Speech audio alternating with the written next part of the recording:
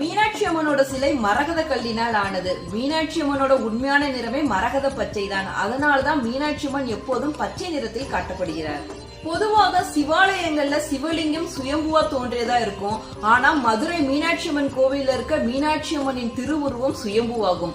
மதுரை அரசாண்ட மீனாட்சி அம்மன் உக்கிர பாண்டியனுக்கு முடிசூடிய பின்னர் சொக்கநாதருக்கு அருகில் விக்கிரமாக நின்றுவிட்டாள்.